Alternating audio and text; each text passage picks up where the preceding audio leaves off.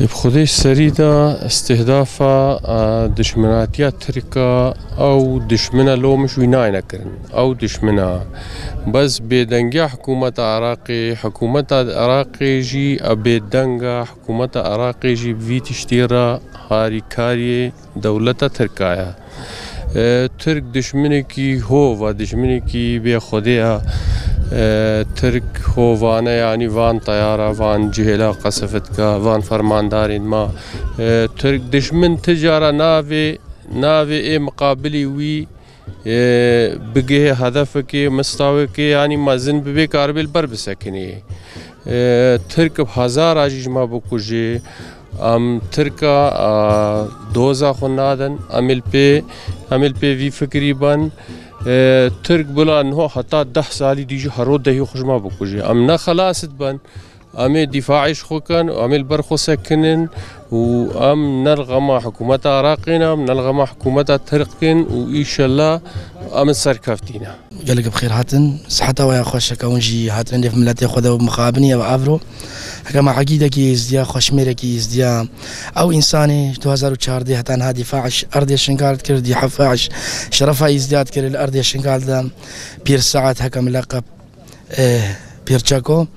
هكا دو هيفاري دو بشتي نيفرو طيارات تركي بشتفانت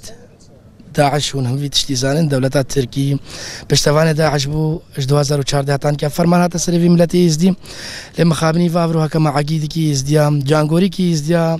ماجداز دا عقيدي كي ملتي خوابو بشتفاني ملتي خوابو بإيش وارازي ملتي خوابو هر تشتك با هتان كي بتازيد ملتي خوا او بتشادر موجود بو مخابني وهكا دو التازيا كي شوفوا سرساغية شوان رب خوازي ليل فقراوي دا طياري تركالي دا مخابن أفتشما همت يسري ملتي ما مخابن شما معقيدة ما البنا هدف دشمن أسيفيد كم ملتي يزدي الخفقرهن الجواكا خبنيرن الملتي خبنيرن شاوا أفرو بير شاكوي كي وكا ملكش ملي جاي شنغالي بو أفرو وجداز دا إذن هاك دستي خونا كنا دستي يقدا هاك سببها هر فرمانك اتينا سري مايا اذا نيكن مش خلكي راس شغلن قربانا شافيو هزار جارا ما قلت مزني مختار بربرس مسؤول بس تركا مصالح الشخصي بدن بس تركا في ملتي وخيانتها يبدا نقطة حرام هم تريافا إذا سري السبب هون تبان خيانة الملتي خوتكن هون دستي خوتكن دستي دشمني الملتي خدام حتى انكي افت بينا سري افتي سري ما مخابن الفردا أسيفيد كم أفرو ما وقتها كما يكي وكا بيرچاكوش دستاي بيرچاكو